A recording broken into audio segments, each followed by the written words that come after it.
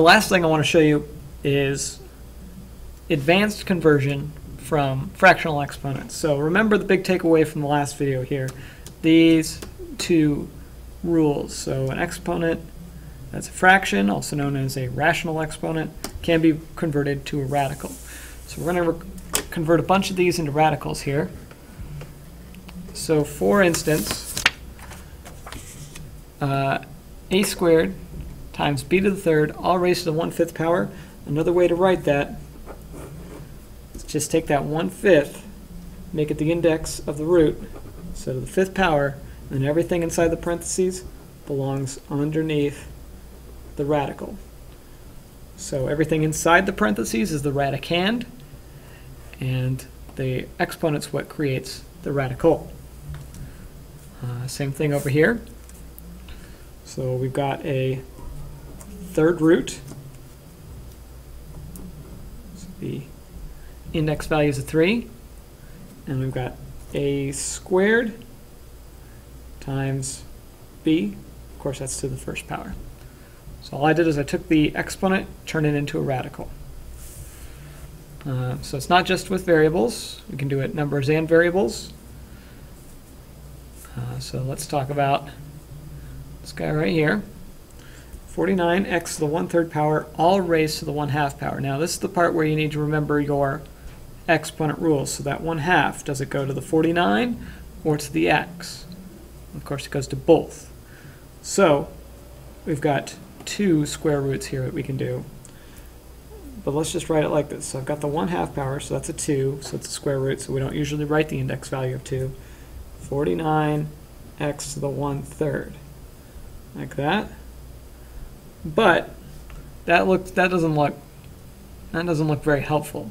So instead of writing it that way, what I'm going to say is let's distribute that 1/2 to the 49 and to the x. So this is 49 to the 1/2 power times, all right, so here, this is 1/3 times 1/2. Let's see, so multiplying fractions is multiplication straight across. So 1 times 1 is 1, 3 times 2 is 6. So this is 49 to the 1/2 times x to the 1/6. Okay. Now, 49 to the 1/2 is the square root of 49. X to the 1/6 is the 6th root of x because of this rule. And then there's one last step here. The square root of 49 is just 7. So that's 7 times the 6th root of x. So this is the same as this. This is the simplest radical form right here.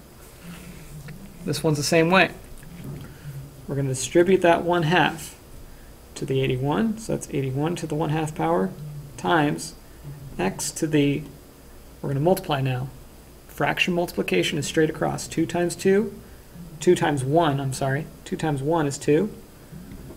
3 times 2 is 6. So let's write it in radical form. 81 to the 1/2 power is the square root of 81. Now this can be simplified a little bit. 2/6 is the same as 1/3. So instead of writing that the 6th root of x squared, I'm going to write that as the 3rd root of x to the 1st power, because 2 divided by 6 is 1/3. Let's take it one more step. Square root of 81 is 9 times the 3rd root of x, and we don't have to write that 1 on the exponent there. All right, just a couple more things I want to show you real quick. It's more distribution here. So that 2/3 is multiplied to the 9. Now the only reason I'm showing you this is because sometimes people forget how to multiply a whole number to a fraction. Well, I want you to visualize this as 9 over 1. And you're still going to multiply straight across. So 9 times 2 is a to the 18th. And then I said visualize this as 9 over 1. So that's 1 times 3 is 3. Now hopefully you see that fraction, recognize that you can simplify it. 18 divided by 3 is just 6. So this works out to be a over 6, which is the final answer. So that is a to the 6th. Now we're not going to write that in simple radical form because there's no radical to write. But this one, b to the 15th raised to the 2/5 power. Hopefully, now you're feeling comfortable with multiplying whole numbers to fractions. 15 times 2 is 30.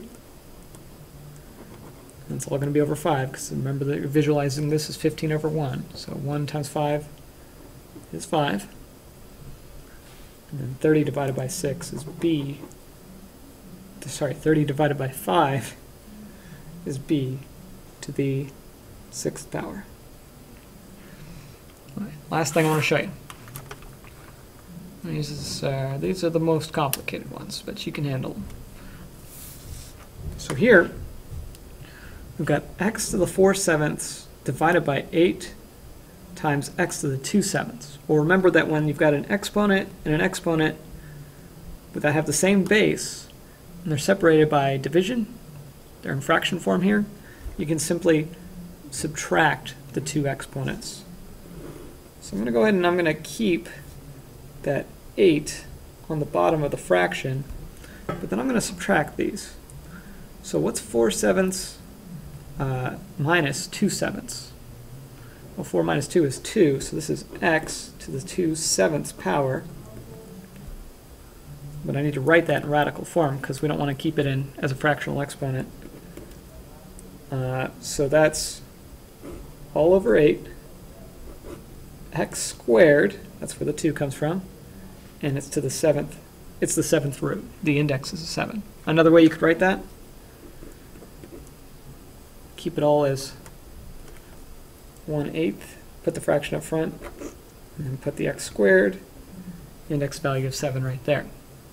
Let's do another one. 2 divided by 4 is 1/2.